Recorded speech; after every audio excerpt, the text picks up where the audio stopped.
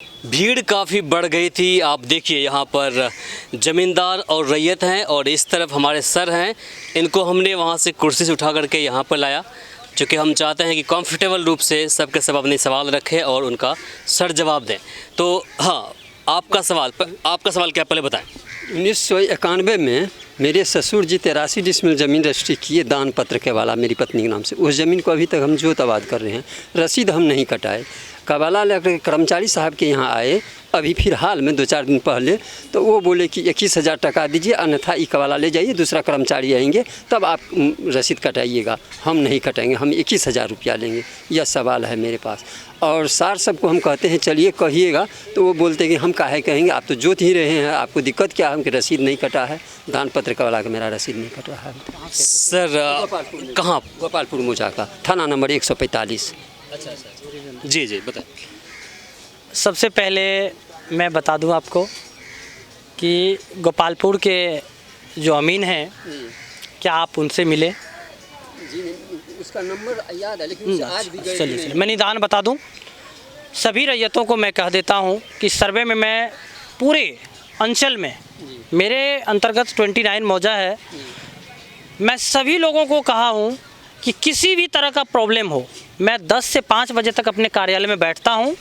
आप जो भी आपके मन में या दिक्कत आती है, आप डॉक्यूमेंट के साथ हमारे पास आएँ। और प्रत्येक मंगलवार को मेरे द्वारा जनता दरबार लगाया जाता है। प्रत्येक मंगलवार को पंचायत सरकार भवन पहुँसारा में आप अपने जो भी प्रश्न हो या जो भी दिक्कत हो, उसको लेकर के आप हमारे कार्यालय में आ सकते हैं। चलिए ठीक है, वो तो पहुंच जाएंगे।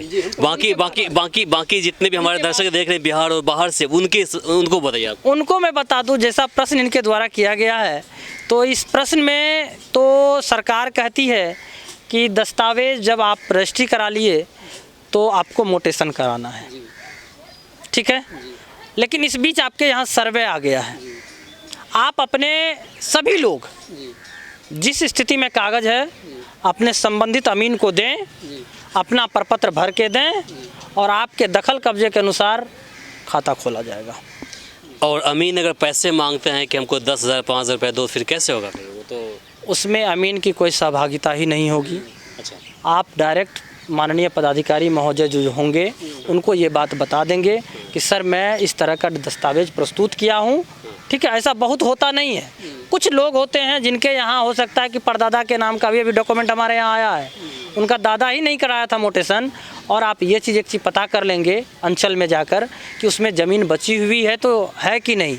ऐसा तो नहीं कि जो ज़मीन आपको लिखा है उनके बाद दान पत्र वो किसी और के हाथों बेच भी चुका है। ये ज़रा सा आप ध्यान कर लेंगे, क्योंकि आज के युग में किसी का कोई नहीं है, आप पता कर लेंगे। और मैं सभी बिहार के तमाम रैयतों से मैं अनुरोध करता हूं कि आप सर्वे हो रहा है, कहीं भटकने की ज़रूरत नहीं है। सर्वे के सभी कर्मचारी एक्टिव हैं, सभी इंजीनियर हैं, सभी जूनियर इंजीनियर हैं। इसमें कोई भी ऐसे लोग नहीं हैं जो कि कम पढ़े लिखे हैं। मिनिमम जो क्वालिफ़िकेशन है वो जूनियर इंजीनियर का है। आपका सपोर्ट करेंगे और आपका अधिकार दिलाएंगे। चलिए हमारे साथ रैयत है यहाँ पर।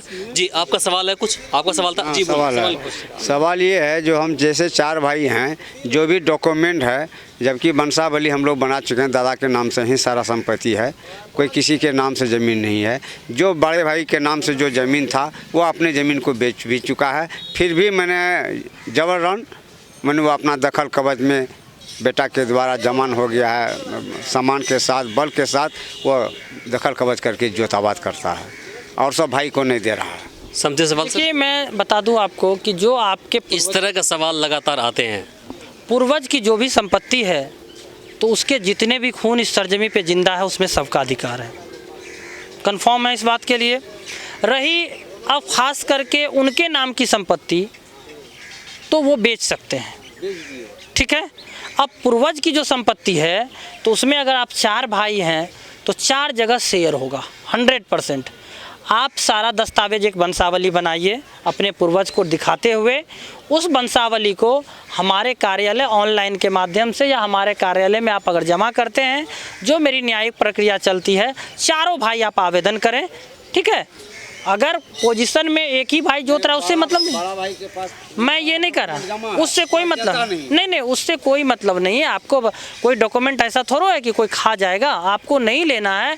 आपको तो मैं कह रहा हूँ ना कि माननीय इस बिहार के मुख्यमंत्री माननीय नीतीश कुमार जी, और सर्वे जब से भी चल रहा हो, बहुत दिन से ये चल रही है, और अभी वर्तमान में राजस्व एवं भूमि सुधार विभाग के जो मंत्री हैं उनका भी सपोर्ट है। सभी लोगों को एक ही निर्देश है कि अगर आपके पास कुछ भी कागज़ नहीं है तो आप एक सादे पेज में अपना नाम, पिता का नाम, खाता, खसरा, रकबा डालते हुए उस आवेदन को सबमिट करें कि कल के दिन जो आपके भाई दस्तावेज हमारे यहाँ ला कर देंगे तो उस डॉक्यूमेंट में तो अवेलेबल होगा ना कि खाता संख्या इतना मोहन कुमार के नाम से है, तो उसको 4 जगह बांटनी है, वो हमारे सॉफ्टवेयर पर दिखेगा।